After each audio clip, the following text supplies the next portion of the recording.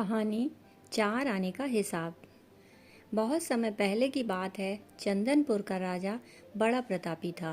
दूर दूर तक उसकी समृद्धि की चर्चाएं होती थी। उसके महल में हर एक सुख सुविधा की वस्तु उपलब्ध थी, पर फिर भी अंदर से उसका मन अशांत रहता था।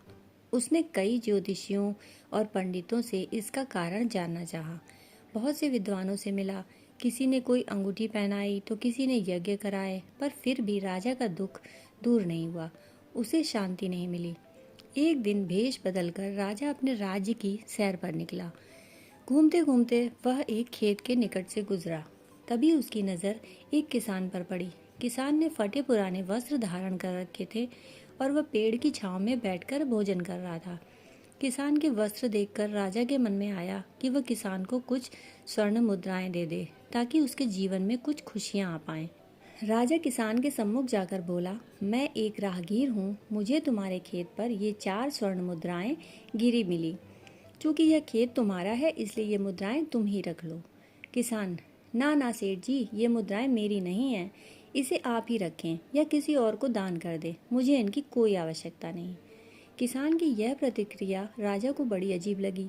वह बोला, धन की आवश्यकता किसे नहीं होती। भला आप लक्ष्मी को ना कैसे कर सकते हैं। सेठ जी, मैं रोज 4 आने कमा लेता हूँ और उतने में ही प्रसन्न रहता हूँ। किसान बोला, क्या आप सिर्फ 4 आने की कमाई करते हैं और उतने में ही प्रसन्न रहते हैं? यह कैसे संभव है? राजा ने अचरज से पूछा। सेठ जी, किसान बोला, प्रसन्नता इस बात पर निर्भर नहीं करती कि आप कितना कमाते हैं या आपके पास कितना धन है। प्रसन्नता उस धन के प्रयोग पर निर्भर करती है। तो तुम इन 4 आने का क्या क्या कर लेते हो? राजा ने उपहास के लहजे में प्रश्न किया। किसान भी बेकार की बहस में नहीं पड़ना चाहता था। उसने आगे बढ़ते हुए उत्तर दिया, इन 4 आनों में से एक मैं कुएं में डाल देता हूँ, दूसरे से कर चुका देता हूँ, तीसरा उधार में दे देता हूँ और चौथा मिट्टी में गाड़ देता हूँ। राजा सोचने लगा। उसे यह उत्तर समझ नहीं आया। वह किसान से इसका अर्थ पूछना चाहता था, पर वो तो जा चुका था। राजा ने अगले दिन ही सभा बुलाई और पूरे दरबार में कल की घटना कह सुनाई और सबसे किसान के उस कथन का अर्थ पूछने लगे।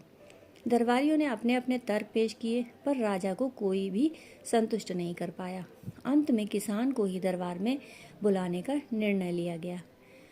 बहुत खोजबीन के बाद किसान मिला और उसे कल की सभा में प्रस्तुत होने का निर्देश दिया गया। राजा ने किसान को उस दिन अपने भेष बदलकर भ्रमण करने के बारे में बताया और सम्मानपूर्वक दरबार में बैठाया। मैं तुम्हारे उत्तर से प्रभावित हूँ और तुम्हारे 4 आने का हिसाब जानना चाहता हूँ।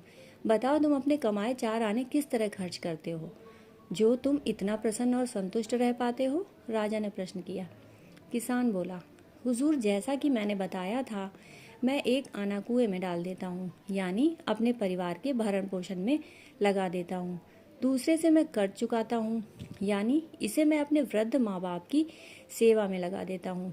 तीसरा मैं उधार दे देता हूँ, यानी अपने बच्चों की शिक्षा दीक्षा में लगा देता हूँ। और चौथा मैं मिट्टी में गाड़ देता हूँ, यानी मैं 1 पैसे की बचत कर लेता हूँ, ताकि समय आने पर मुझे किसी से मांगना ना पड़े और मैं इसे धार्मिक, सामाजिक या अन्य आवश्यक कार्यों में लगा सकूं। राजा को अब किसान की बात समझ आ चुकी थी। राजा की समस्या का समाधान हो चुका था। वह जान चुका था कि यदि उसे प्रसन्न एवं संतुष्ट रहना है तो उसे भी अपने अर्जित किए धन का सही सही उपयोग करना होगा। मित्रों, देखा जाए तो पहले की अपेक्षा लोगों की आमदनी बढ़ी है, पर क्या उसी अनुपात में हमारी प्रसन्नता भी बढ़ी है? पैसों के मामले में हम कहीं ना कहीं गलती कर रहे हैं। जिंदगी को संतुलित बनाना ज़रूरी है और इसके लिए हमें अपनी आमदनी और इसके इस्तेमाल पर ज़रूर गौर करना चाहिए। नहीं तो भले हम लाखों रुपए कमा लें, पर फिर भी प्रसन्न एवं संतुष्ट नहीं रह पाएंगे। मित्रों, कहानी सुनने के लिए आपका बहुत बहुत आभार।